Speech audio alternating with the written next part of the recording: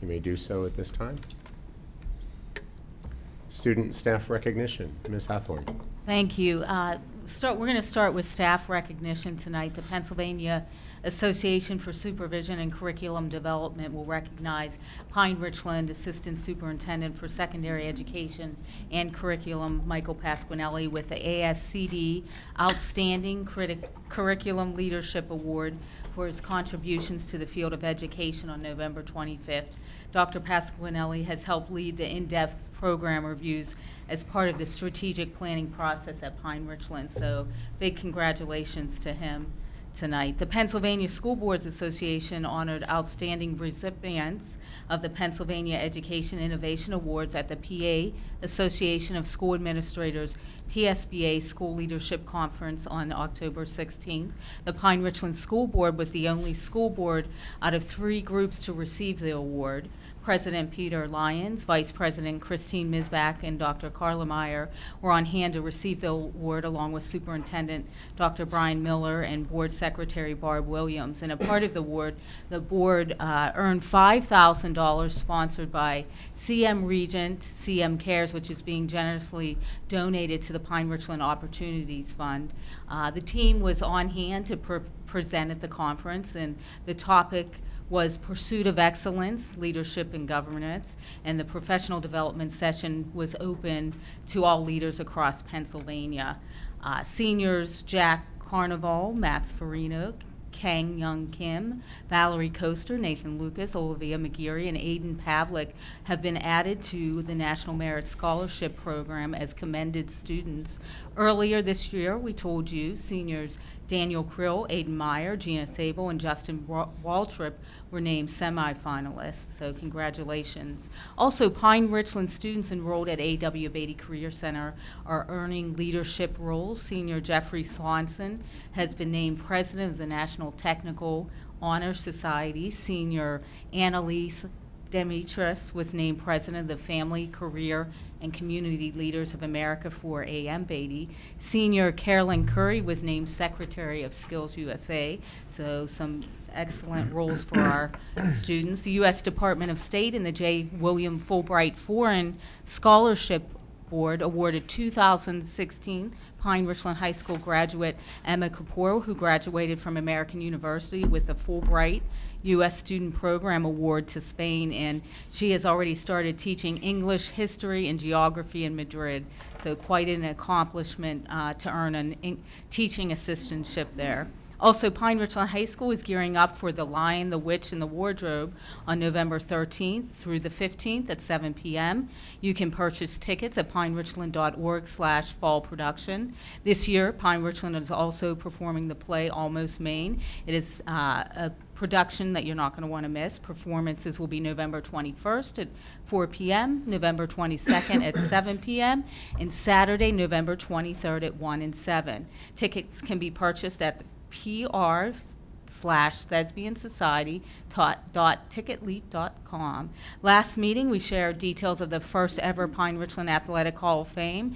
The program was a fitting tribute to the class of 2019 inductees. And tonight we also wanted to pass along appreciation to Sodexo, and I see Ms. Diane Buckman in the audience for her work on setting up the banquet, and also our committee members and all of our administrators and staff members who helped. Also, want to talk about Pine-Richland High School athletes who are competing in WIPIO playoffs. The girls soccer team is playing in the first round at 8 p.m. The girls tennis team made it to the second round and was stopped. Senior golfer Donnie Professori competed in the PIA Golf Western Regionals at Tom's Run Golf Course. He placed 5th there and is competing in the finals at Heritage Hills.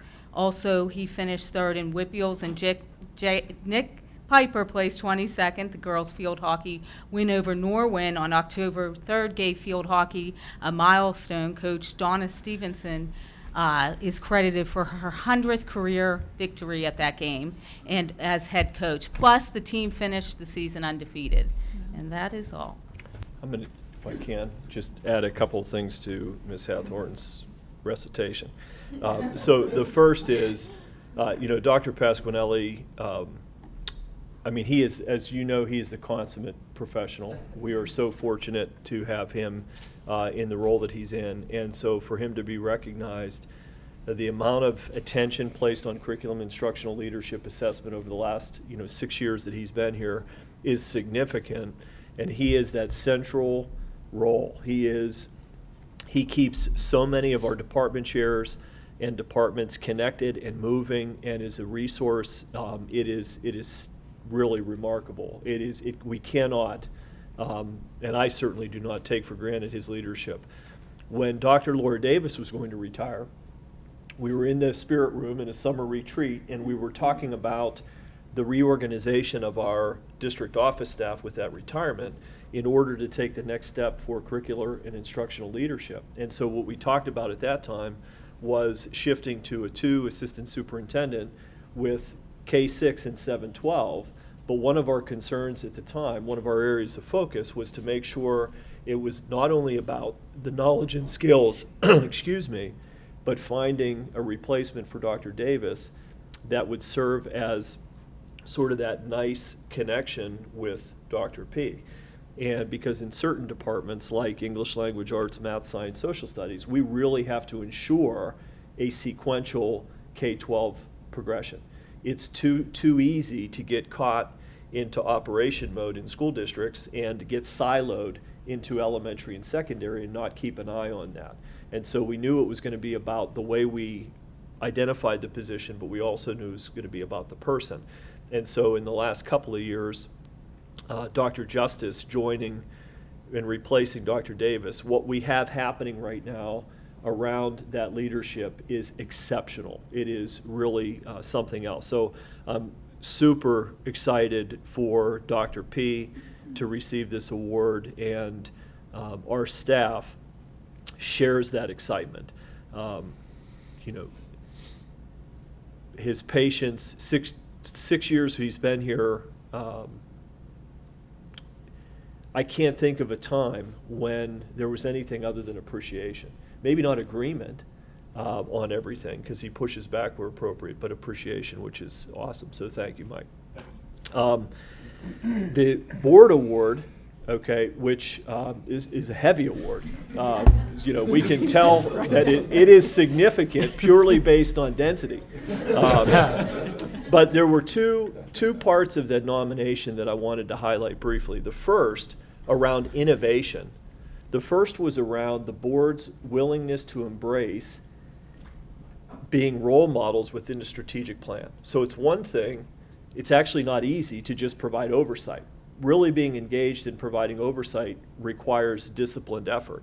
But to be willing to be within and a part of, in terms of setting board long-range goals and short-term actions, is a total another level. And so that was part of the nomination. The second part was tied to what emerged after a workshop, which is how can a board comprised of unique and different perspectives and personalities work together around a set of sort of behavioral norms and thoughts in terms of decision making and collaboration. And so the DECIDE acronym, which emerged out of a workshop, was the second part of that. The neat thing beyond the award dinner night was during the presentation component, all of that stuff that was award worthy was really the fundamental heart of how do we onboard a new member, and then how do we quickly get up to speed in terms of performance, and then how do we continue that sort of pursuit of excellence as an organization.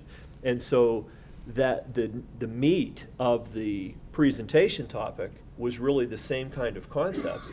And what we heard from the audience, and the audience, we ended up with probably close to 50, probably 75% board and 25% administration or superintendents and others, was a thirst by the participants to understand how some of these things have evolved and happened over time. So really, really proud to be a part of that and experience that with the representatives of the board.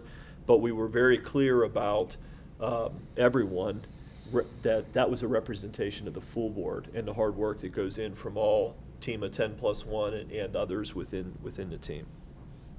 Third thing was just to, again, topic, sort of new news, sort of not news, but we have 3 schools being recognized at a Healthy Schools Summit, and we've shared that information. So there's 13 schools in Western Pennsylvania being recognized. Hants, Wexford, and Eden Hall are all being recognized at a little luncheon thing in the next few days for some of the sustainability activities that have taken place. And we're just scratching the surface of some of the decisions we can make, whether it's facilities-related considerations or maybe even policy-related conversations or other student-based activities that can happen to increase that. We know it's in the strategic plan. Sustainability will be something we talk about in different ways in upcoming meetings, but I wanted to make mention of that because literally 3 of the 13 schools being recognized are Pine-Richland schools at this upcoming summit. And we know that Eden Hall joined Wexford in earning the National Green Ribbon through the U.S. Department of Education, and they were in Washington, D.C. with Dr. Justice last month. And for me, the important thing, really important, is these are all recognitions, and that's fine and good, in fact, but we don't do anything for them. I mean, we do what we do based on our desire to improve the organization and get better, and these are a byproduct, not the goal. And that's what, for me, makes it exciting, is you can stand in front of a room with 50 people and talk about the meat of what happens with leadership and governance and know that that's not common. That doesn't happen in most places, and that's pretty exciting. So I think those were my updates. Fantastic. Thank you. Correspondence, Ms. Williams? None's been received. Thank you. Item 1.05 is a motion to approve the minutes as attached for the October 17th Committee and Planning Board meeting. Second. Is there any discussion? All those in favor say yes. Yes. Yes. Opposed? Motion carries. Item 2.01. Dr. Miller? Okay, Mr. Huswood's going to begin with his first one.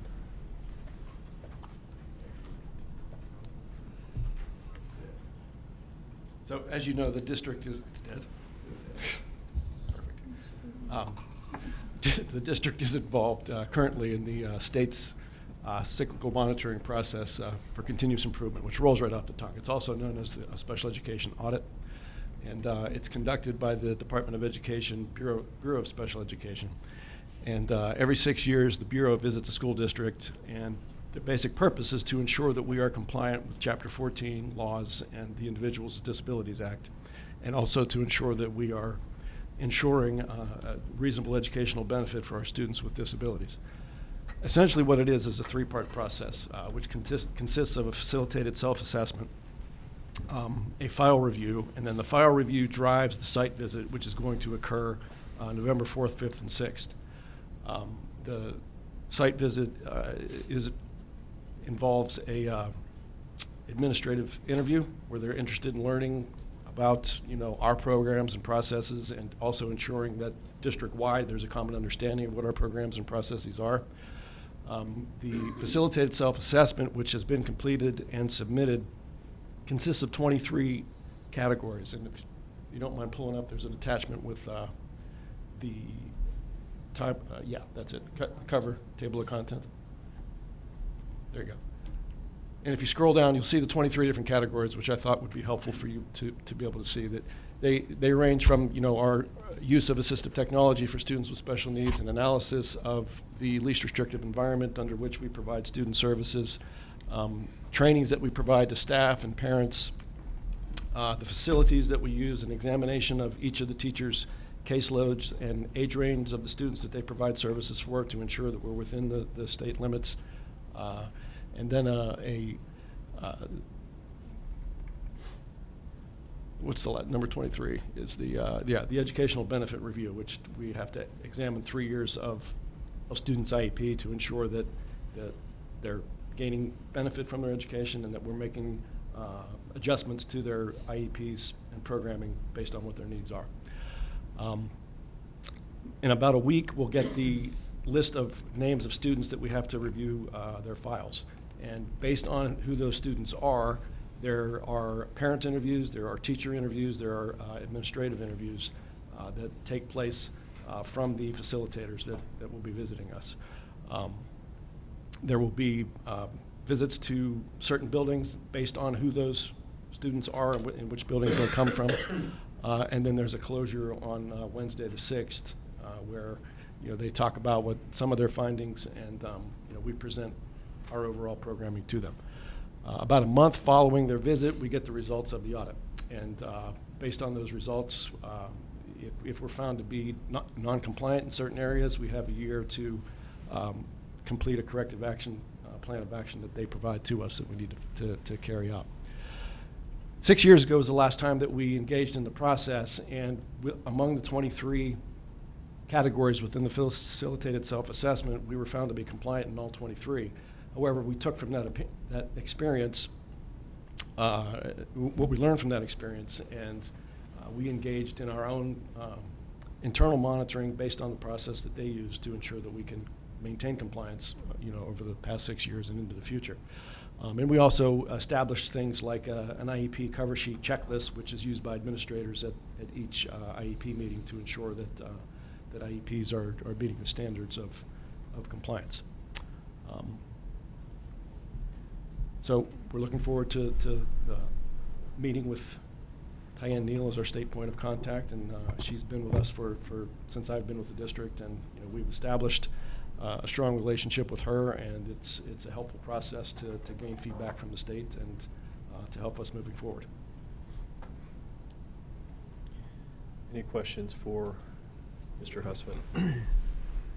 So I want to emphasize what he shared at the end. So even though we had compliance with the 23 areas and met all the criteria, which is not simple in that cyclical monitoring, the internal audit we established was to put in place certain processes and checklists and to ensure that we were sustaining that attention as time went on. An example might be we were focused on, anytime a student with a disability is demonstrating behaviors that interfere with their learning or the learning of others, there may be a need for a permission to reevaluate, to do a functional behavior assessment to determine whether a positive behavior support plan is necessary. So that is sort of a procedure.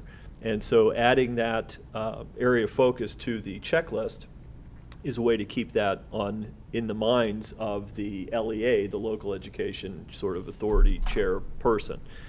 The other thing that not only Mr. Huswit but members of his team, for probably 3 years at principal meetings, meeting of principals, there was retraining, just parts and pieces. So even that idea of the ed benefit review, which was number 23 on the list, that ed benefit review led to significant training with principals to understand and be aware, same thing with teachers, and then trying to reinforce that. So, the important thing that Noel communicates consistently is there's two parts. There's the we need to be compliant because it's the law part, and that's what would come out of a cyclical monitoring process. But the more important part is we want the child to grow and learn. And so we do what we do because we want the child to grow and learn. That's the goal, not just comply at the basic level. So that is a constant work in progress to be able to maintain that kind of focus. The other thing I wanted to mention here was over the next probably half a dozen board meetings, we're going to sequence student services and special education related topics. Not long, just some updates on key topics in that under that umbrella, so we can work through things like student assistance program and an update on Holy Family, the school-based mental health partner that works in the district, and so on and so on. So that's coming in the next half dozen meetings or so. Okay, 2.2.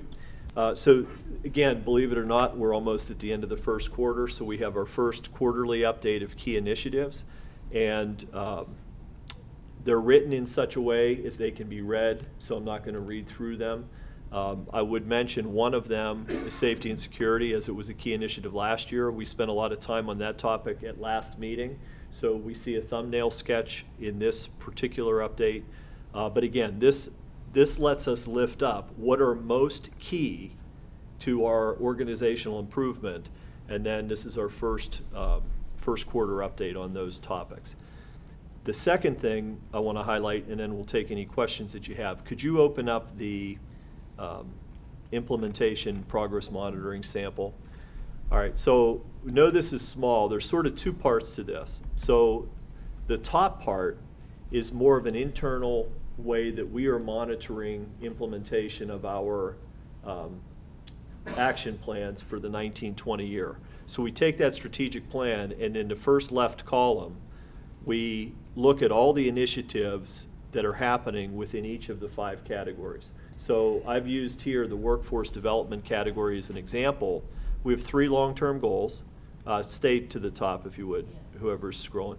Okay, and then we have, so for example, in the first long-term goal, that's all about the PR Academy. So PR Academy for teachers, PR Academy for paraeducators, PR Academy for custodial maintenance, et cetera. And what follows is what we're doing to ensure that the work on the PR Academy in each case is making progress, and that ultimately we're getting the results and effectiveness that we want to get to. But just as an example to tie to what Noel just talked about, first year for a really refined PR Academy for paraeducators. So we had a class of 8 new paraprofessionals who joined our district, and they went through an initial meeting and then 2 3-hour trainings to become familiar with everything from language to skills. So language of special education and laws that are necessary for a paraprofessional, and then some of the skills, information about disability categories and ways to support students through things like cueing, prompting, fading support, et cetera. And so that would be an example of how we take something like content of a cyclical monitoring and then embed some of that into an onboarding academy. We have Mr. Zimmerman here, same deal.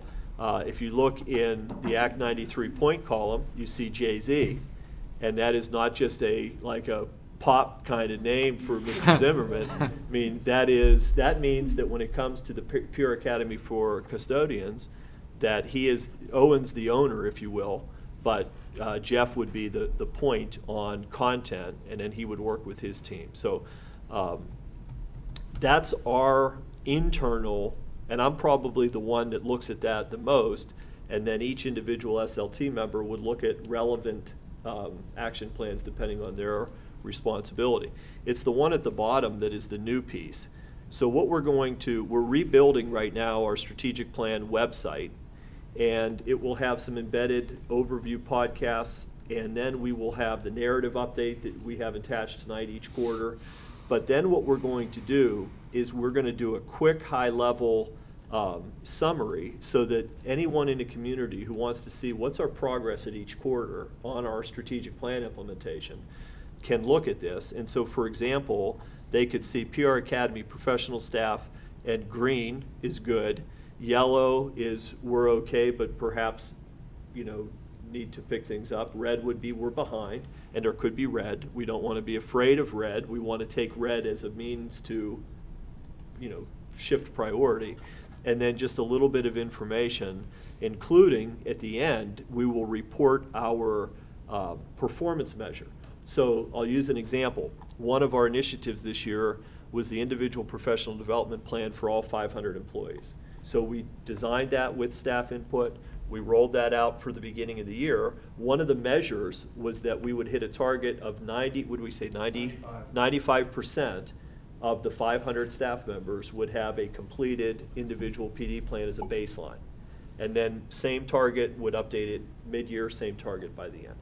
Should 100% be the target? Yeah, maybe we set it at 95%. We did our baseline assessment. Mr. Salapak and Mr. Kenny are the 2 owners of that, and we had 96% completion of the individual PD plan at the baseline assessment.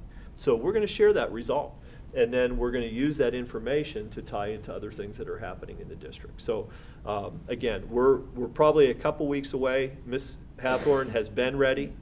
I'm the one holding up the updating of the strategic plan website. I did 2 podcasts this morning, and then we'll be able to put these pieces together, and then that will be on our website, which is pretty good. And I'm hoping that becomes just a public, transparent way where anybody, whether it's the board, SL, anybody can go right there. Where are we? What's our progress? What are the results we're getting, and get there. So anything about any of that? Any questions about any of that?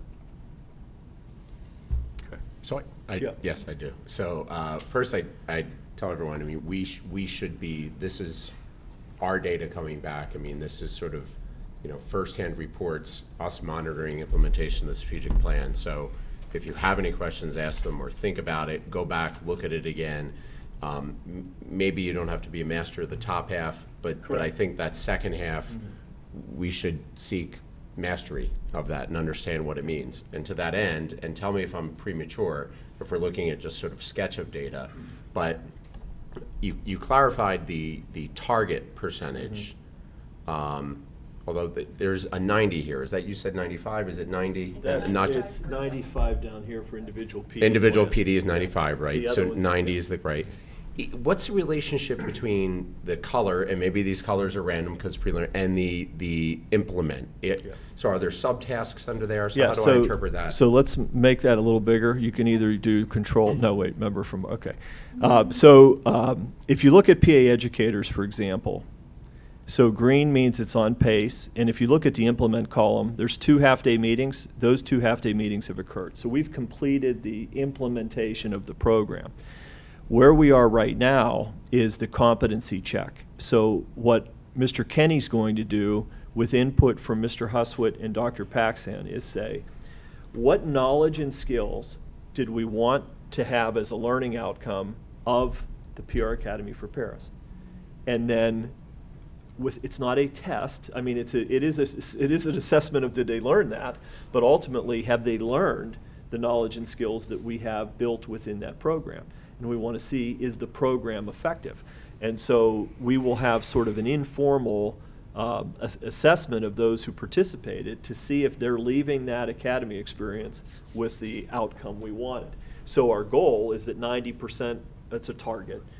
Our goal would be 100%, but can demonstrate the knowledge and skills that come from that. So each row would have, throughout the whole plan, and this is again just a snapshot of the workforce category, would have what we're trying to identify is how would we measure completion and against target. So another example would be in-depth program review.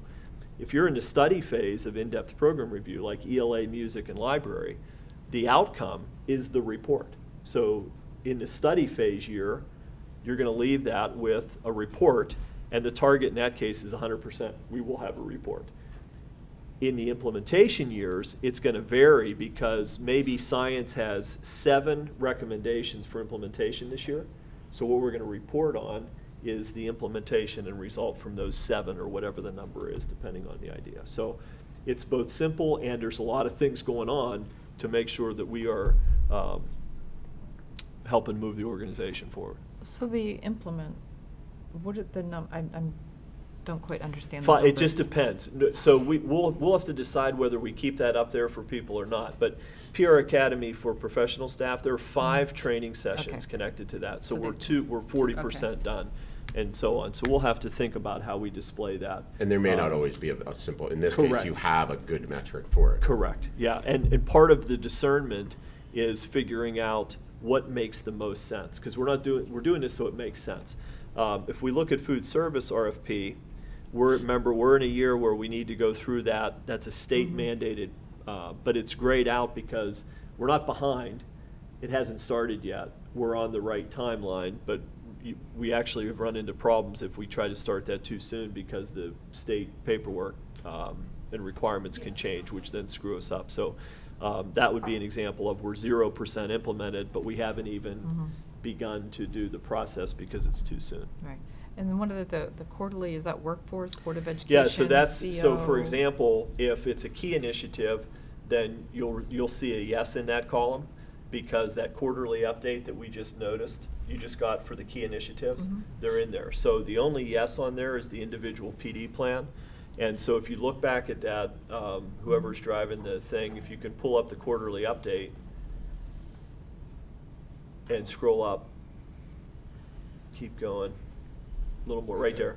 you see that individual PD plan, that's Mhm. one of our quarterly topics. So if there's a yes there, then we're seeing it in detail here. Mhm. What does the CO stand for? Community. Oh. And so in my next community update, Okay. we'll put a link to this, and then some members of our community like this kind of detail, some don't care. So, but we'll make it available, and they can read it if they want to. Mhm. Thank you. Sure. Could you just call it public? I can. We can, and again, we'll play around with that. Now that I know what it means, Yeah, that's right. we'll play around with that. We're trying to get a Like lot of company. information, and we're trying to figure out what's the right amount and how do we refer to it. Mm-hmm. So, So the progress status is not, are we on pace? well, not about these, I'm not, right. It's already on pace. There are subjective judgments that wouldn't be obvious from the other metrics Correct. here. That's a takeaway for that, right? Correct. Yeah, Mhm. Yeah, for sure. Yep. Yeah, so we're trying for simplicity on the far side of complexity, which is always the hardest thing. Any other questions or comments? Thank you. We like it. Item 3.01 is the consent agenda. Motion to approve items 3.02 through 3.10. Second? Motion's been made and seconded. I'll first ask if anyone would like any of these individual motions separated for discussion or deliberation. Are there any comments on the items? All those in favor say yes. Yes. Opposed? Motion carries. Mr. Kashani, Finance. Item 4.01, motion to approve the financial reports dated September 30th, 2019, and accounts payable dated October 21st, 2019, in the amount of $1,199,723.43, and paid accounts for September, October in the amount of $25,622,938.58 as listed. Second? Is there any discussion? All those in favor say yes. Yes. Yes. Opposed? Motion carries. Item 4.02, motion to approve budget transfers in the amount of $120,532 as attached. Second? Is there any discussion? All those in favor say yes. Yes. Yes. Opposed? Motion carries. Item 4.03, motion to acknowledge receipt of the actuarial valuation report dated January 1st, 2019, prepared by Mockenhop Benefits Group as per Gatsby Statement 45. Second? Is there any discussion? I'll mention that back in 2013, that liability was literally 10 times as high, I think 4.4 million, so. Any comments? All those in favor say yes. Yes. Yes. Yes. Opposed? Motion carries. Item 4.04 is just a reminder that we have a joint finance, building, and grounds meeting scheduled for December 9th at 6. We'll be reviewing the audited financial statements from the auditor that does not give us cool pens. Sounds right. They're always welcome to bring cool pens. And we'll be going over the budget timeline and capital funding plan as well. Thanks, Mark. My Mr. pleasure. Mr. DiTullio, Buildings and Grounds. Item 5.01 is an action item, a motion to accept in accordance with Board Policy 702 and with sincere gratitude a donation from the Pittsburgh Pirate Charities of a grant in the amount of $7,500 for improvement to the high school softball field. And I'll just note that along with the recognition of our staff and students, this is probably the second best thing that we get to do here. And I don't think we give always enough credit and due to the folks that are making the donations, because it's part of what makes us tick. And this is fantastic that we can get this donation. Second. Agreed. Any other discussion? All those in favor say yes. Yes. Opposed? The motion carries. Item 5.02 is an information item for a reminder that we will have a Buildings and Ground Committee meeting on November 11th, 2019 at 6 p.m. Okay. just a couple things there. So we have Mr. Zimmerman here tonight. He's going to give some very brief project updates. Some of it is still ongoing, so we'll have more details in the future. But I would also say that when it comes to the capital funding plan, there may be an interest in seeing some of the current conditions of projects that are on the docket. And so my thought would be, after the November 11th meeting, we might identify a couple of those things that are worth a on-the-ground type look. And then based on the Buildings and Grounds Committee, we can figure out how to schedule that or make that happen. Does that sound all right? Okay. And Mr. Zimmerman. Good evening, everyone. Jeff Zimmerman, Director of Facilities for the district. Just want to go over a quick, You may know him as Jay-Z. just a quick update on some of the projects we've been working on here in September, October, and into November. So the first project, and some of you might have seen these, the results of these projects already, but we upgraded and refinished the basketball gym floor in the last 2 weeks, and it turned out great. It has the new and improved graphics, the Pine-Richland RAM actually, instead of the cartoony RAM that we had before. And it turned out great. The floor is light colored. It's got 4 coats of finish on it right now. It really brightens up the whole gym. And we were able to complete that just in time for senior night for the girls volleyball game. So it worked out really well.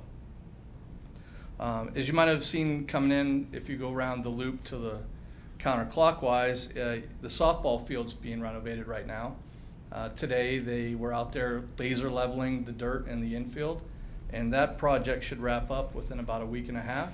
There's some minor fencing to do that's going to happen the first week of November, but that project is on schedule, and it's going to turn out really well. Also wanted to touch on the Richland restroom project. So we started the project, demo has been completed. We're into it right now, and we're kind of in an on-hold status, pending some conversations we're having with the Allegheny County Board of Health, just to make sure that our design meets the spec and everything for the amount of urinals and toilets, and also the sink location. So we're working hand in hand with our architect and also the Allegheny County Board of Health to make sure that we're meeting all those standards.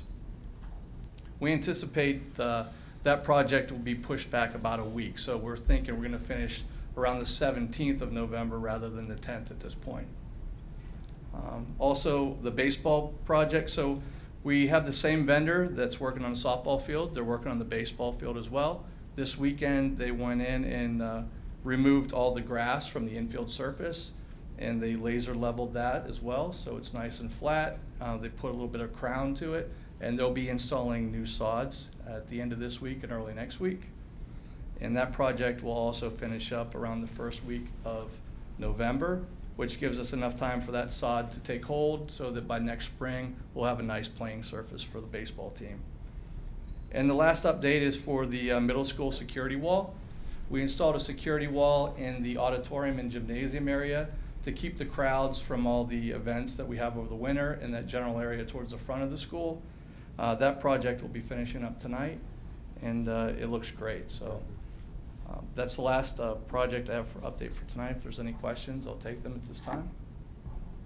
Just a comment that all this has been accomplished through the planning that Dana, you, Jeff, you, your predecessor, the administration, and looking at the 10-year plan, putting that all together. It's been done without incurring any debt, and it's been done with minimal to no new taxes. So this is this is a testament to the state of our financial well-being, our financial diligence, and our planning. So I think it's fantastic that we're able to accomplish all this without doing any of that. So Thank you. Thank you. Thank you, Mr. Zimmerman. Thank you, Greg. Dr. Meyer, academic achievement. Item 6.01 is just an information item. It's a reminder that an academic achievement committee meeting is scheduled for November 18th at 6 p.m. The academic achievement work report will be presented. This is an off night, and there will not be a school meeting to follow. I call it an on night, but bring your game. Can I add something to that? One of the board goals was around, short-term actions is around school visitations. And so we've talked about, and we're ready to schedule the first set of school visitations. And again, our goal was to take some of the things that we've been talking about, or you've heard about, or read about, or had presented, like in-depth program review, or how does the multi-tier system support get implemented in a real way through the decision trees and frameworks. The RAMS way, which is the school-wide positive behavior support program. So those are three key areas. And we are looking, Hants and the high school will be the first two schools to arrange that.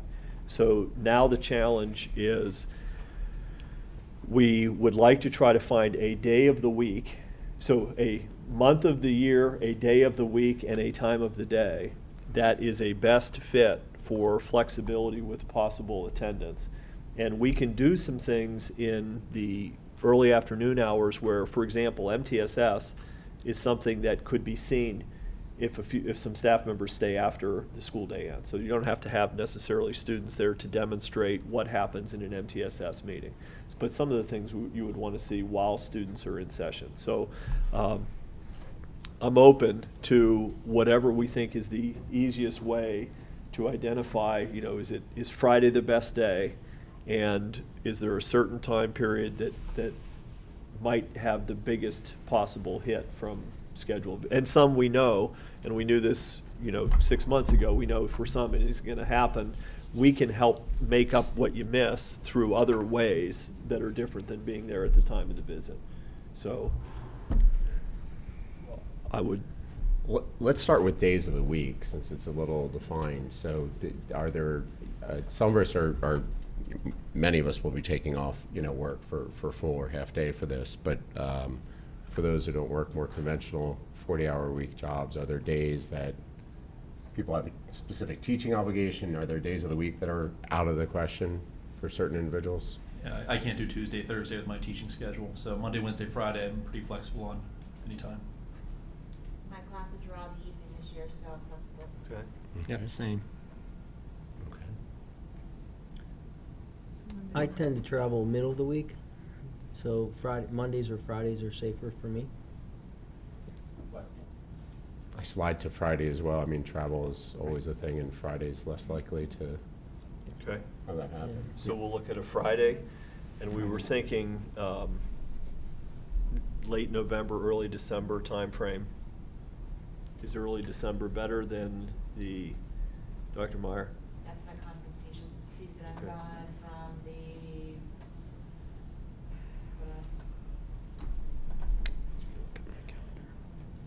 back-to-back conferences. Well, how about November 22nd? I'll be in Disney World.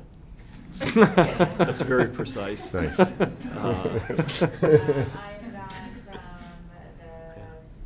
I'm back on the 20th. I'm out the 6th and the 13th. Okay. 20th of December.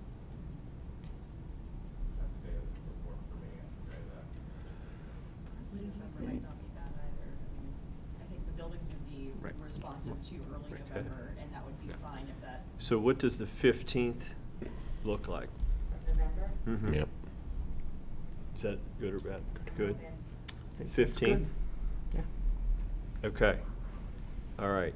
So we will get more information out there and other details, but we'll tentatively look at November 15th. That'll be for Hants and the high school, and it'll be around those three areas of focus.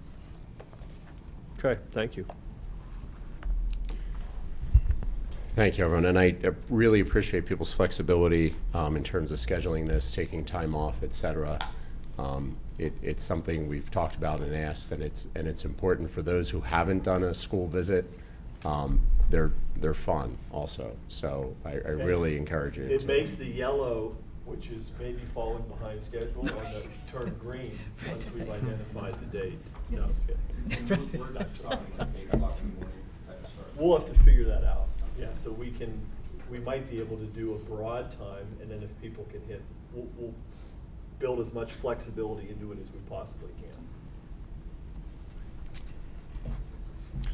Thanks, Carla. Dr. Campbell, I think. All right, we have one item, 7.01, which is a motion to accept in accordance with Board Policy 702 for gifts, grants, and donations.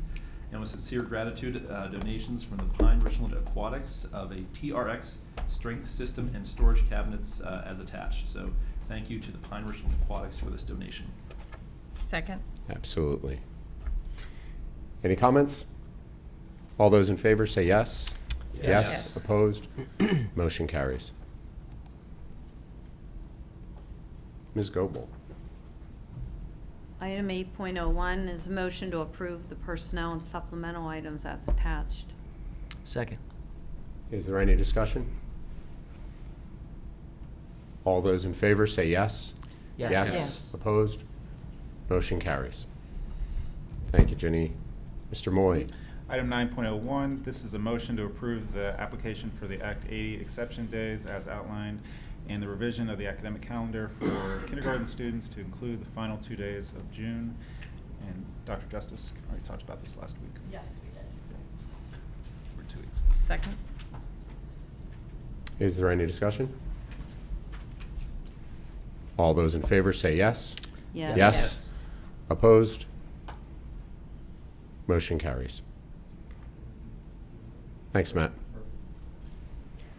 Item 10.01 is a motion to approve the first reading of policy 00004, membership, as attached. Second. Is there any discussion? All those in favor say yes. Yes. Yes. Opposed? Motion carries. Item 10.02 is simply an informational item. The calendar will be approved at our reorg meeting on December 2, but I appreciate Ms. Williams' efforts to get this out there early. If anybody has any feedback, specifically often we're looking for sort of holidays that we just missed or major conflicts, but it follows basically the form and function that we've had for the past few years in terms of combined meetings and planning and voting meetings.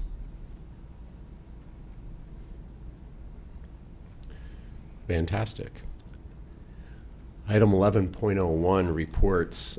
I will just follow on Dr. Miller's comments to be first Sunday night last at Prof's event and be able to announce that award and feel the generosity and appreciation in that room, and some of you were there, was just wonderful to represent the board. To go further and be at an awards ceremony and receive this award with Carla and Christine was really tremendous, and I'm so grateful to each and every one of you. It really does take this complete board to achieve at that level, and then to go the next day and really try to give that back and talk about our experience in a room was equally rewarding and reminds you of the challenges that boards face across the state. It reminds you of what we do well, and it really challenges you because this is not so much about earning it in the past, it's about continuing to earn that going forward. So it was very motivating in that sense, which is usually the best thing I can say about the conference in Hershey is you come back with new ideas and hopefully, most importantly, new motivations. So I just want to thank all of you, and feel free to come over, pick it up. It's substantial. Right. So I also wanted to add to that was that the comments that came back from some people besides that, them being, I say, amazed at what we were accomplishing, how efficient, productive, and how well we get along and are respectful and to each other and thoughtful and so on. I think we gave hope to some of those people there because there were some younger board members that were there, and it was interesting talking with them, and they were really excited that it is possible. So I think if you look at today's meeting, this is, to me, is an example of why we got this award. So the amount of information that we covered that may not seem like it, because if you look at the time, we did it very efficiently. But when you look at the decide and you look at what we put into the consent agenda, those things have already been debated. We decided, we moved on, we knew what we were doing so that we could focus on other issues at the time. And for lack of a better term, we weren't beating the dead horse, right? We made our decisions, we moved on. Yeah, that may have been a little bit tasteless, but that's me. So, and we all still get along, even though I'm tasteless. But still, seriously, I think that when we look at what we covered today, and you really, if people really dove into what did we do to get to this point, and it's the team plus, it's the whole team. What we did, what the administration did, how everything was put together, to me, this is why we got the award. So when board members talked about some of their challenges in achieving that level, I will tell you the one thing that came up, and so that the fundamental, and I say this as a challenge to going forward, there are things that we're doing that allow us to operate at that level, and the precondition for all that is just mutual trust. So that's the most important thing to keep in mind when we act toward each other. It's something I know Dr. Miller keeps in mind continually in terms of communication. Right, because he's got that more complicated job where it's doing 1-to-1, 1-to-9, et cetera. So that's the fundamental part. So a lot of what we talked about, when you're talking about board member challenges, you might have said, well, let's go back and say, how can you build trust among that board, not necessarily in tips or tricks. So, but yeah, I agree, Greg. Thank So you. it's trust in a safe environment that we all feel comfortable to speak our minds. And I also, when I was thinking of when I was speaking that night at the awards dinner, and that part of the decide, the elevate, I always think of, Greg has done this many times, of recognizing the full board and how we do the decide. It's not just an acronym, it is an action, but yeah, so thanks. And I'm just going to add on, as the newbie representative, it made me very, very thankful and appreciative of how well we do work together, because I did hear from other, Chris and I kind of had the newer group in our corner, because we broke out, and just to hear some of the challenges they're facing, and I am thankful and grateful that we're in this very good, healthy, productive group of people. Thanks. And I must say, sorry. Oh, I'm sorry, go ahead. I was just to build off of that. So there's been an investment here too. I mean, there was an onboarding process, training, and that's not something you get everywhere. So it's very much appreciated, for sure. And one other, I think, innovative thing that we never really identified was this 10+1, the team of 10+1. People are like, what is that? And we, of course, recognize Barb in there. But I think it was the team of 10+1, and then we also have SLT that supports through Brian and then to us. So thank you. I, for one, am ready to get back to work. Yeah, I guess the only thing I would say to all that positive stuff is really around what Dr. Mihalik said. So there was a 6-month onboarding process, Right. 6 month. That's right. It was developed 6 months before it needed to be implemented, and that's because we learned from past, ways we could do better. And so in those 6 months, there were dozens of meetings, hundreds and hundreds of pages read to understand history and context to be effective. So, again, it feels good, but the hard work was put in, and it's the hard work that nobody sees that makes the biggest difference. Just like all these strategic, the meat of this agenda, there's a whole lot of substantive things that we're going over quickly. So, we appreciate when the reading and awareness of all that is there. It allows that to happen. So thank you. All right. Any other reports? I know Christine provided a input on one education session. I think Greg's brother Your led brother it, by the gave way. that, yes. Yeah. The On Peasers. Yes. The Peasers 101. And I didn't, so it was really nice, the app that they had for this conference, and you could go into the schedule and download all of the PowerPoints or the presentations that they were giving, any resources that they had. So that's what I linked to in my my report. But yes, your brother did present, and he did get some questions there. It got a little heated, and I had to walk out because I was going to our presentation. But he handled himself very well. For reference to anyone who doesn't know, my brother is with the enemy Seneca Valley. So just saying. Service We just runs. beat them, right? Service runs Yes, in we the did. family. Any other reports? We'll have a second recognition of visitors, if anyone would like to address the board. Seeing how there's none, meeting is adjourned. Have a good night, everyone.